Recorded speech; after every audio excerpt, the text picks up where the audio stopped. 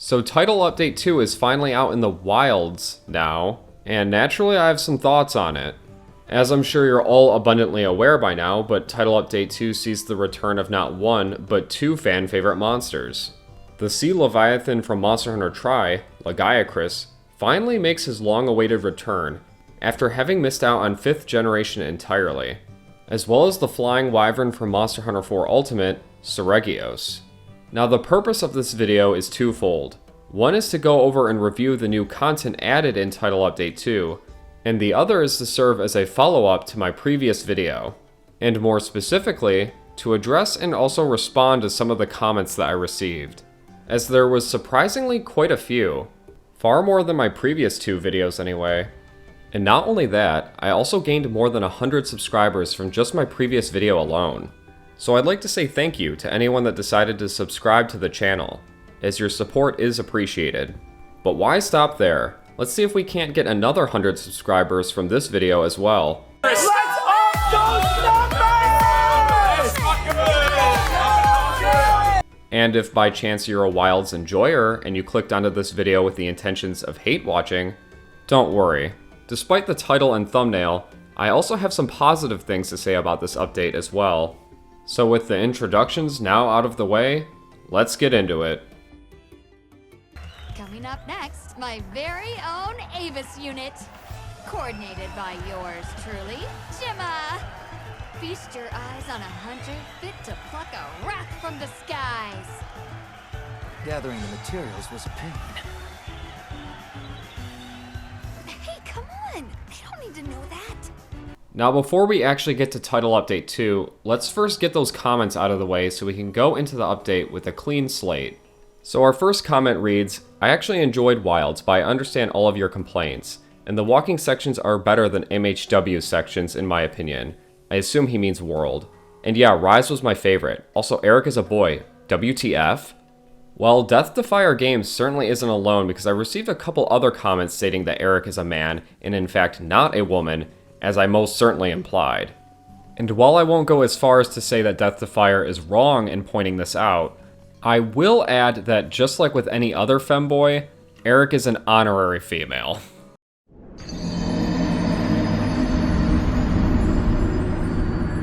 Wah, that's you. That's what you sound like. Oh shit, is that what I sound like? Kinda sounds like you just want the game to perfectly match your preferred playstyle. I mean, maybe not perfectly, but certainly more so than it is currently. Also, do you not want the game to match your preferred playstyle? And if so, why not? I'm not really entirely sure what the meaning of this comment is. But there it is anyway, I guess. Just a heads up, Auto Sheath has always been on by default since World. This isn't a Wild specific issue, but I do agree Auto Sheath is irritating LMAO. This is actually true. Auto Sheath is turned on by default in World, but the way Auto Sheath works in World is a bit different than the way it works in Wilds. In fact, I'm not even sure what Auto Sheath even does in World because I fucked around in the training room for quite a while and I could not get it to trigger. So while yes, Auto Sheath is technically turned on by default in World, it's much less aggressive to the point where I think most players probably won't even notice that it's turned on, which is most definitely not the case in Wilds. Charge Blade can get to SAED from Perfect Guard and Guard points. And yes, this is true.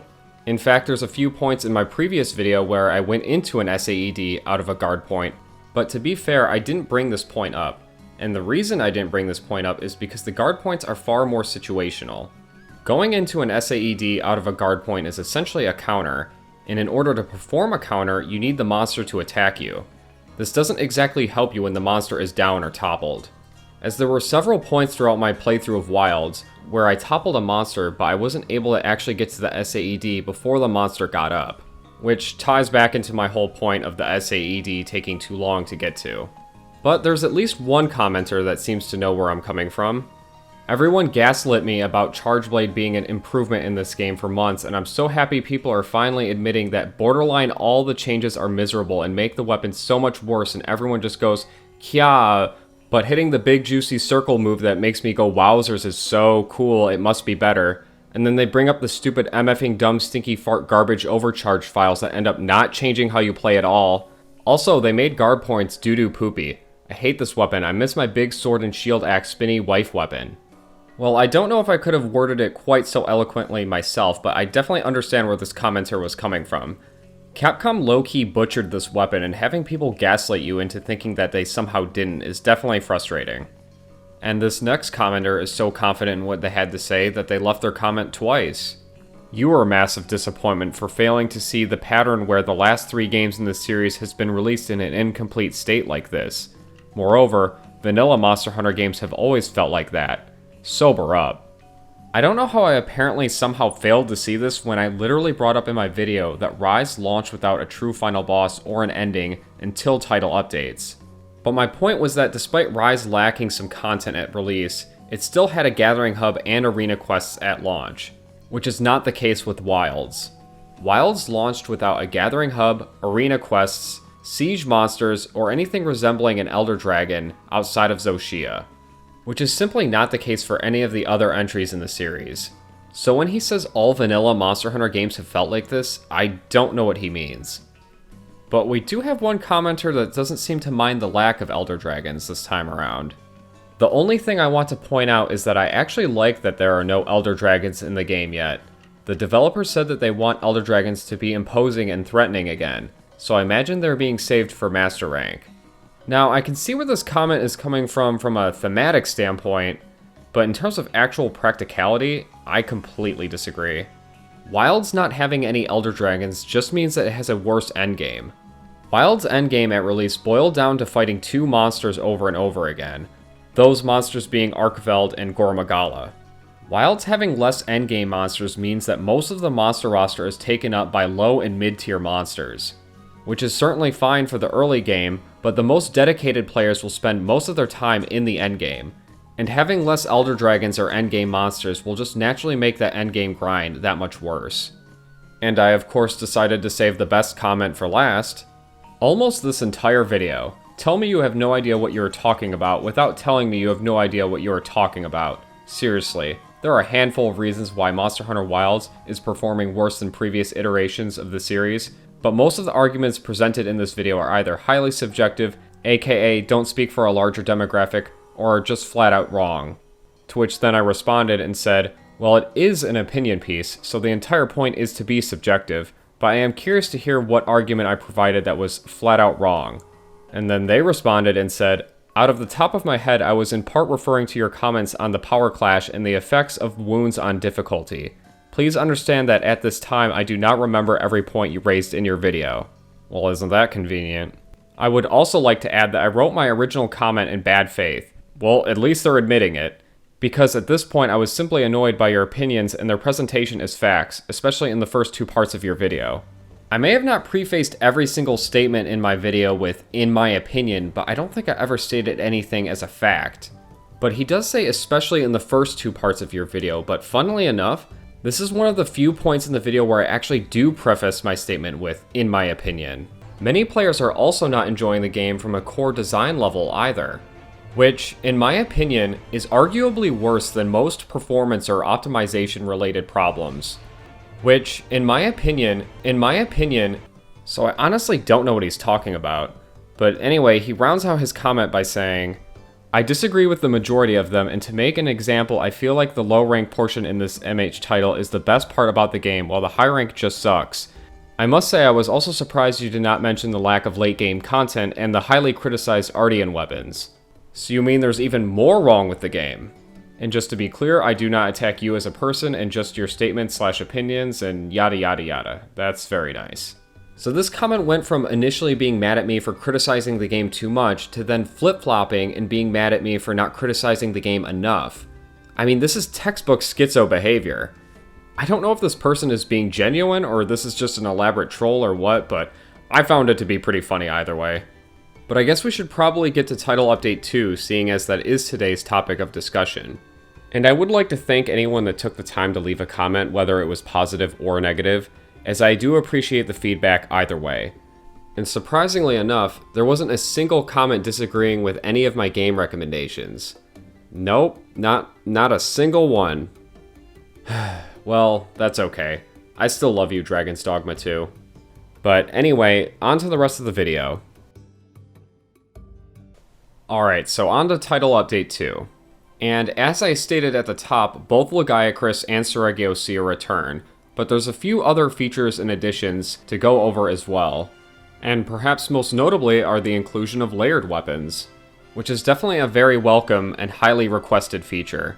Seeing as a good number of players were unsatisfied with the visual appearances of many of the Ardean weapons, which also happen to be the best and most optimal weapons in many cases, so now you can reap the benefits of having an Ardean weapon without actually having to look at it, which is definitely good. Receiving layered weapons this early on into WoW's lifecycle is definitely a huge boon for the game, especially when considering that World or Rise didn't receive layered weapons until Master Rank. Now, if I wanted to be more cynical, I could probably argue that World and Rise didn't really need layered weapons until Master Rank, but I'm perfectly fine giving Wilds the W here. But in any case, there's still a couple more Ws to go around all the same, because now we have Monster Hunter's next big collaboration event. And which IP is it this time? Is it Final Fantasy? God of War? Or maybe even Dragon's Dogma? Nope, it's Fender Guitars, where you can unlock a new emote. Well, I may have spoke too soon. Remember the Witcher 3 collab, or the Horizon collab, or Assassin's Creed? What happened to those? I mean, I know we just got the Akuma update, but Fender Guitars? Really? Who asked for this? But moving on to something that people actually did ask for, and that's the inclusion of more item boxes.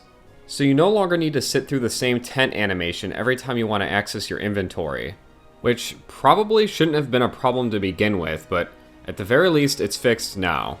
Or more fixed, as you still need to use the tent if you want to change your weapons or armor, as I guess providing a full solution to this problem was simply too much to ask. But I wouldn't be too surprised if Capcom backpedals on this decision and just allows you to access your full inventory from the item box in a future update. Oh, and then you can now unlock Gemma's jacket as an equipable chest piece by taking place in a layered armor beauty pageant. So obviously this is pretty goofy, but I just gotta wonder, where was this quirkiness in the base game? Historically, Monster Hunter has never really been a serious or moody game. It's always been a little bit quirky and goofy. You know, stuff like the Meowscular Chef or the over-the-top eating animations. So this beauty pageant is kind of what I would have expected from the base game. But I guess it's now sidelined to a title update, far enough away so that the normies can't see it. But Gemma's jacket does come equipped with jiggle physics, so I guess I'll take that as a consolation prize. And then also, upon completing the Lagiacrus quest for the first time, you can swap out Alma as your handler for Eric. And you know what? I'm not even gonna say anything. Some low-hanging fruit is even too low-hanging for me. But speaking of Lagiacrus, I guess we should probably talk about the monsters added in this update, seeing that's what most people will probably care about. Alright, to start off, let's talk about Lagiacrus. So after updating your game to the latest version, you can then head over to the base camp in the Scarlet Forest and initiate the quest by speaking to Eric. And this will begin another quote-unquote tracking mission where you're supposed to locate a Rathalos. Although this one is ever so slightly more involved. But anyway, at some point during this tracking mission, you'll eventually discover an electrocuted herbivore. Interesting. And anyone that's played Monster Hunter Tri before will know exactly where this is going. But this of course is where the Rathalos shows up in order to steal the kill, but is ultimately stopped by none other than a Lagiacrus. The Lagiacrus! That's the cause of all this! What? But even so, the Lagiacrus! What the fuck? Or a Lagiacrus. Out of any of the ways to pronounce Lagiacrus, Capcom somehow went with the worst possible one. I absolutely refuse to pronounce it like that going forward. I do not care. It's still Lagiacrus to me. But this is of course where they recreate the iconic opening from Monster Hunter Tri. And it's a pretty keynote moment, I'm not gonna lie. As someone who started playing the series back with Tri, I definitely felt a wave of nostalgia in this moment. But I imagine the scene probably doesn't do too much if you started with World, which is probably most of you. And another cool little detail about this scene is that the Lagiacrus actually ends up taking the kill. as opposed to the Rathalos back in Tri's opening. But anyway, that's enough nostalgia winking for now. Let's get into the actual fight itself. And yeah, the fight itself is pretty good. This might actually be my favorite fight in Wilds currently. He's fast, nimble, hits like a truck, and doesn't just spam lightning AoEs like he did in Gen U.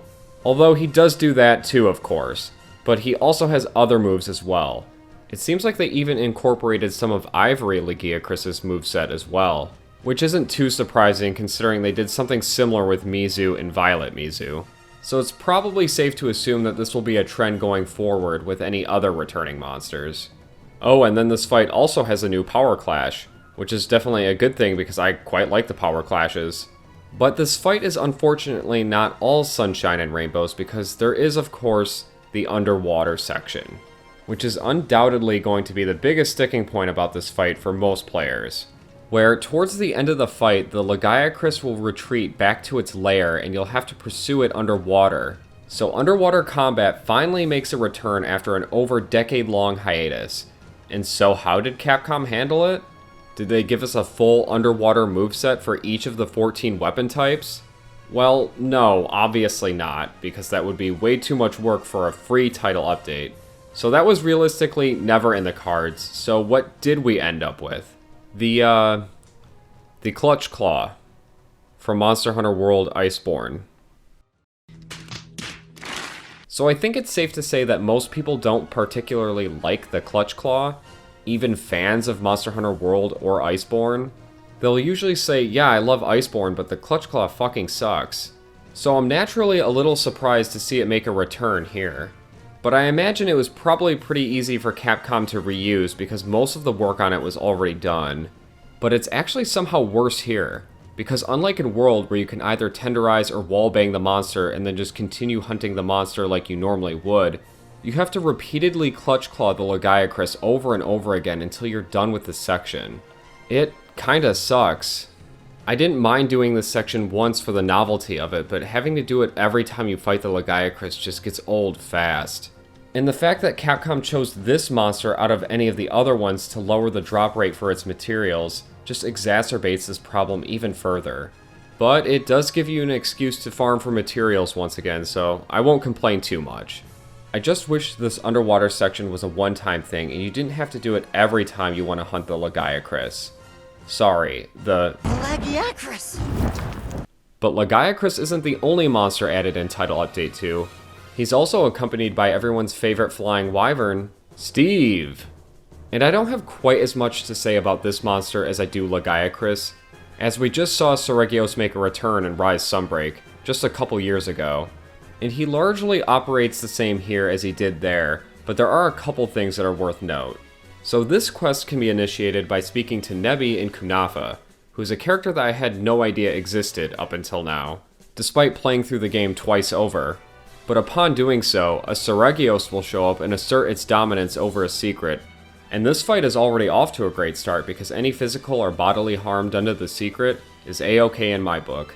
And as I stated earlier, but this fight feels very similar to past iterations, where he spends most of his time in the air and inflicting bleed, and in general just being kind of a nuisance. And admittedly, I've never really been the biggest fan of this monster just because I've always found him kind of annoying, for the reasons that I just stated. But oddly enough, I've actually been able to appreciate this fight a bit more here, in a game that in general is more starved for challenging content. But that's less so a compliment to Seregios, and more so just an indictment on Wilds. And just like with Lagiacrus, Seregios also gets a new power clash. And this one is pretty cool, I gotta say. He throws both of his talons forward and grabs hold of your weapon. It actually looks very similar to the Japanese cover art for Monster Hunter 4 Ultimate. I don't know if that was intentional or not, but it's pretty cool either way. And the last thing that I'd like to note about this fight is that I think that the offset attacks are actually very well implemented here. Landing an offset attack will actually just knock Seregios out of the air, which is obviously very beneficial in a fight where the monster's going to be spending most of its time just out of arm's reach, giving you a pretty good incentive to actually go for an offset. Overall, I think Lagiacrus and Seregios are both great additions to the game. They're both pretty fun fights, and they also provide a decent amount of challenge, even the non-tempered versions. It is a shame that it took as long as it did to get these monsters into the game, but they are here now at the very least. But there is of course one other monster added in Title Update 2, Arc-Tempered Uthduna. Or it would be if Capcom wasn't doing yet another staggered release schedule. So Arc-Tempered Uthduna will instead be launching at the end of July, an entire month removed from Title Update 2. So I guess this is just going to be the release schedule for all Arc-Tempered monsters going forward. I don't really get the staggered release schedule. Personally, I'm just kind of over the content drip feed. And I kind of think that most players are too, but this is what Capcom's going with, I guess.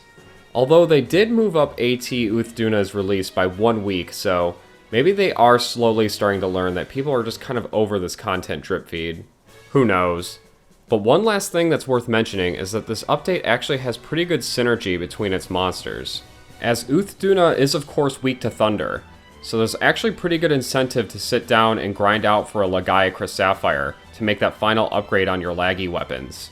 This is the kind of gameplay synergy that Monster Hunter excels at, so it's good to see Capcom taking advantage of it here. And before we wrap this video up, there was a somewhat substantial patch released alongside Title Update 2 that I'd like to briefly go over. I won't be covering the entire patch here as it's far too long and it would also just be kind of boring to listen to, but there are at least a few things I would like to go over. And first up, we have some weapon changes. Nearly every single weapon received some sort of buff or adjustment. In fact, the only two weapons that didn't are the Greatsword and the Insect Glaive, I believe. Dual Blades, Hammer, and Hunting Horn received quite a few buffs in particular. They increased the speed, responsiveness, and the damage for many of the Dual Blades moves.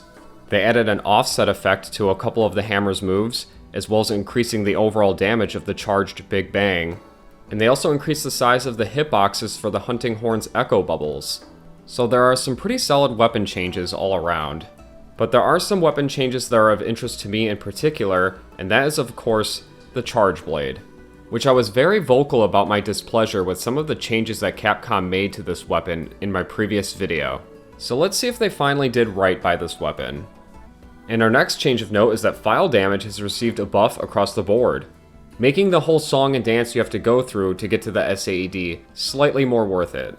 But unfortunately, they didn't make the actual process of getting to the SAED any shorter, which was by far my biggest complaint about this weapon up until now.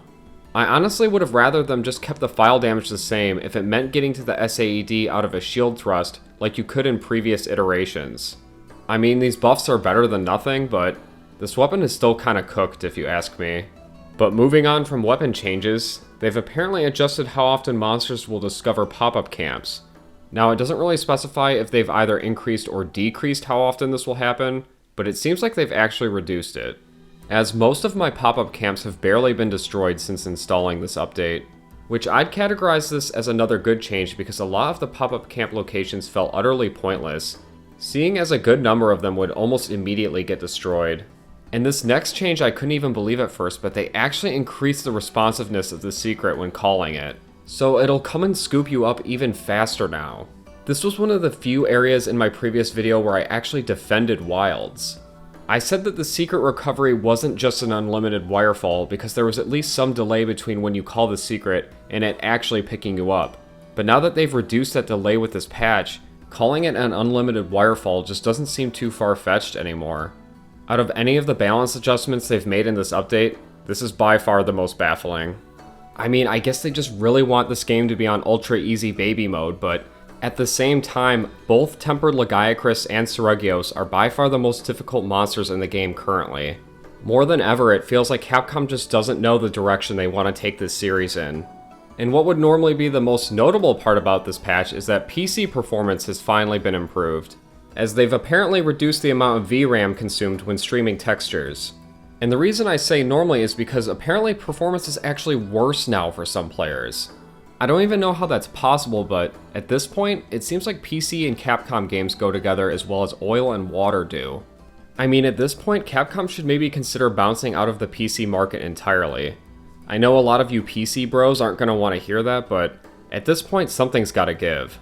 And what is perhaps a perfect illustration of that point is that Capcom is actually now threatening to take legal action against some disgruntled fans, amidst a wave of alleged harassment.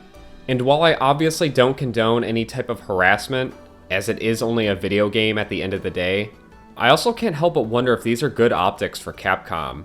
Maybe instead of threatening legal action against your customers, or hosting a tone-deaf seminar on optimization, which you just had to cancel anyway, how about you apologize for releasing a broken and unfinished product?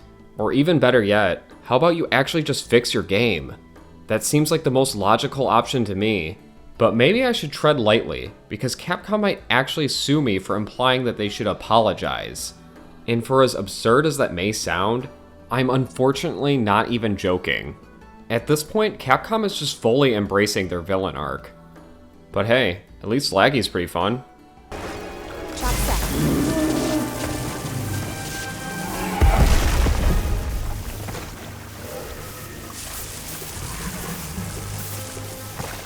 You really managed to capture Lagiacrus. For the love of God, stop saying it like that. Now it's my It's Lagiacrus. Lagiacrus. Son of a...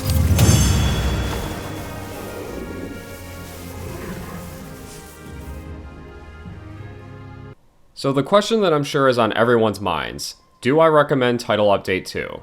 And despite getting a little black-pilled towards the end of this video, the answer to that question is actually yes. All things considered, this is actually a pretty solid title update. It offers high-quality content in the form of 2 new monsters that is admittedly of a small scale, but feels substantial. Both Lagiacrus and Seregios feel like complementary additions to Wilds, and not content that was just carved away in order to meet a deadline. But only if you've already bought and paid for Wilds. If you're one of the few people that has actually been holding out on Wilds until they release the Master Rank expansion, then I would just keep doing so, because this content is not worth spending $70. Is it good as free content? Yes, absolutely. But please do not spend your hard-earned money on this game like I did. Currently, it's just not worth it. But I mean, if you've already spent $70 on this game, or $90 on the deluxe edition, or God forbid, $110 on the premium deluxe edition, then you kind of owe it to yourself to extract as much mileage out of this game as you can. I mean, at this point, I don't really even care about Wilds being redeemed or it being quote-unquote good now. At this point, I just don't want to be scammed out of my money. And Title Update 2 is one step closer towards that goal, albeit a small step. So under that specific criteria, I can give Title Update 2 my full recommendation. And I'm sure I just made every Wilds fanboy's day. And this will probably be my last video on Wilds, at least until the expansion. Because realistically, Wilds' problems are far too systemic and also numerous to be fixed with any title update. So I'd more than likely just end up retreading a lot of the same talking points if I were to go over Title Update 3 as well. So you won't be hearing any more Wilds slander coming from my corner of the internet. At least not for now, anyway. I don't know, unless they add like a crazy monster in one of the updates or something. Like a Tall Ka or Dalamadur, or the giant Great Jagras from World. But specifically the giant one. Then I might have to make another Wilds video. My hands would be kinda tied. But realistically, the best hope for Wilds at this point is a Master Rank expansion that learns from many, if not most, of the mistakes from the base game. It may not retroactively fix the disastrous launch, or the content drip feed, or even the vanilla base game as a whole, but to quote everyone's favorite Monster Hunter YouTuber, it would at the very least be a step in the right direction. But that's all I got for you today, guys. I'll catch you all in the next video.